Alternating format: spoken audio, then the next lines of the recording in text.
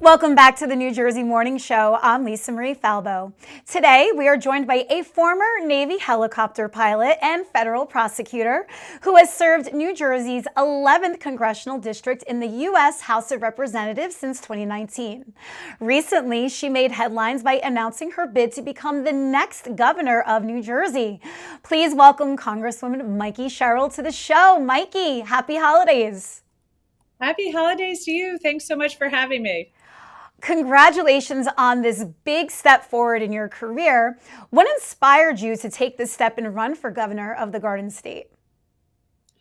I really want to get engaged in how we make life a little bit easier for people. It feels like there are so many people who feel like year after year they just can't get ahead, that housing prices are still too high, grocery prices are still too high, the cost of childcare is really unaffordable. And so I want to get engaged on that to make sure we're lowering costs and making New Jersey more affordable. And let's face it, a lot of people understand these issues.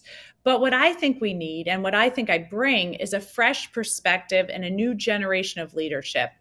I've never accepted the status quo, but rather really looking for ways to actually deliver on these key issues. I mentioned that you've been serving Congress since 2019. Did you envision this next step, though? Did you ever picture yourself governor of the state you know and love?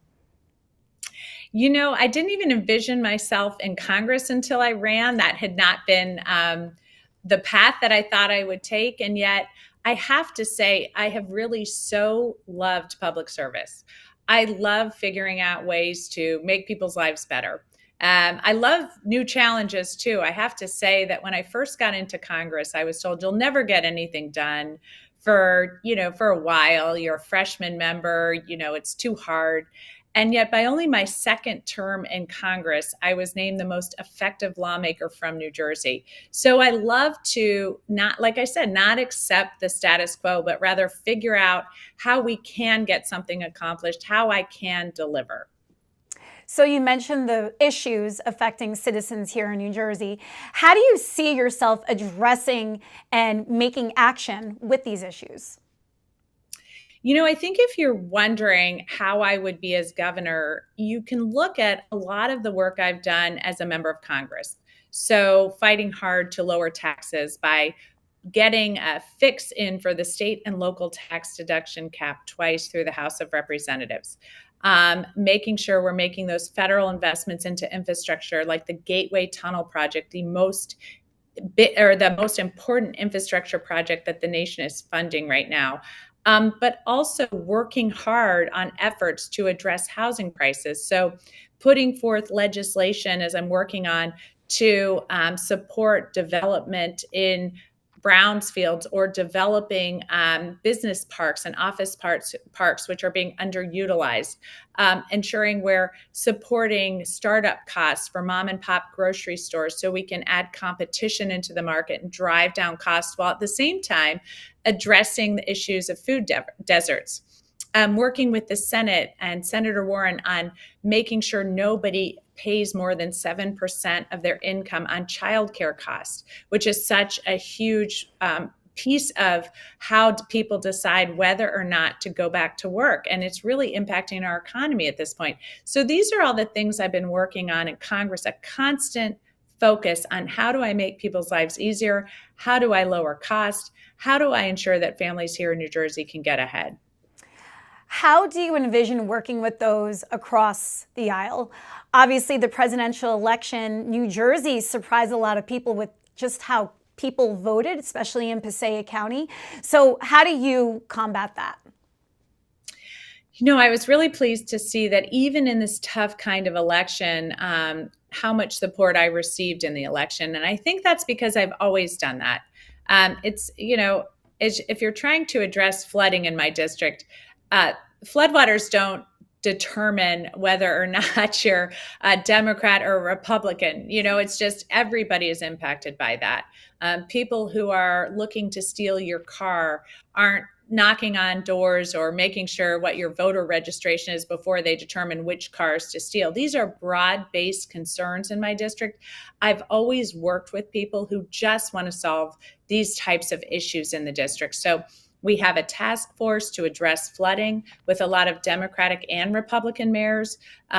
We've worked with a lot of municipalities on car theft legislation, and a lot of different police chiefs throughout the district. So these are issues that I've constantly addressed, and I'm always looking to build broad coalitions of people around those things that are going to best address the needs of New Jersey. So it's obviously a very crowded field on the Democrat side going into the governor race. What do you think sets you apart as the candidate? I think what I'd love to bring here, and what I think is somewhat unique, is a fresh perspective. Given my military background, given my years of leadership in the military and the strong voice I've been in Congress, I think really bringing that to bear and making sure, again, that I'm not going to accept the status quo. I'm going to cut through red tape and make sure that our government works for people here in New Jersey. You're also the only mother of 4 that's running. So I know that, we talk about that every time I interview you. I just marvel how you're able to balance. And there's something to be said for that as well. You're exactly right. I think, like so many parents, I've been worried about how COVID is going to impact my kids and working really hard to make sure that they're on a stable footing after that. And we just worry, as parents, you just always worry about your kids. You're always convinced, that there's something more you can be doing as a parent to better parent them. And I think COVID has added to this anxiety. Are they doing okay? Are they experiencing learning loss? Do they have mental health issues? What can I do to better prepare them for the world? And that's why, I've been so focused on things like high impact tutoring, making sure all those kids that maybe got a little bit behind in that COVID or the aftermath of COVID are able to get back on track with their learning. It's why I've been focused on mental health in our schools and suicide prevention in many of our schools across the state, and getting money in from the federal government for that, constantly addressing all those needs of kids and families. And I think part of that comes from, as you mentioned, being a mom of 4 kids. It's hard to believe we're celebrating the 5th year anniversary of COVID coming up in January, but it sounds like we are still feeling the impact. Yeah, I think we are. I think it's forever sort of shaken maybe our belief in being on solid ground, if you will. I think, like a lot of people, I never could have envisioned that at the beginning of March 2020, I'd be living my life, and by the end of March 2020, my kids' schools would be shut down. I wouldn't be going into the office. And some of that would last over a year or more. I mean, this was like nothing I'd ever anticipated would hit us. And I also think that in so many ways, we saw a lack of leadership in certain areas and a failure of leadership. And so moving forward, everyone, I think, is still kind of making decisions based on maybe a little bit of that fragility, a little bit of that instability. I'd also say that we have an epidemic of loneliness going on across the country, people who just never quite got back on their feet after COVID. And that's, again, why I'm constantly working to address these issues and bring the support to communities that they need so that we can feel like we are on stable ground, so people can have faith in the leadership in their government. And that's something I'm really focused on bringing to Trenton. Yeah, and since COVID, the taxes have just gotten higher, and so has the cost of living. What specific plans do you have to address those issues? So I think there's a couple things that have been really hitting people hard. One thing is the cost of housing. Housing prices have just gone through the roof. And we have that missing middle, if you will, people who want to afford their starter home, their first home, or people who want to sell the home that they raise their family in and downsize. And so, in so many places in our state, that just feels impossible. I was hearing from one friend of mine, her daughter's living at home, even though she has a good job with good benefits. Her daughter's boyfriend is living at home, even though he has a good job with good benefits. They'd both really like to move in together and afford a home, but they just can't do it despite having really good wages. There's just nothing available in their price range. And we know that not having those homes pushes people into the rental market, drives rental prices up, and pushes people out of that and further away. And in too many cases, we're just seeing our workforce having to come from pretty far afield, states like Pennsylvania, We want people to be able to afford to live here. We want people to be able to take the jobs here. We want people to be able to take advantage of the opportunity here. So working hard to drive that down is why I've introduced, or I'm working to introduce in Congress, legislation to support development and redevelopment of office parks, which are being underutilized, or brownfields, so we can remediate that and build homes.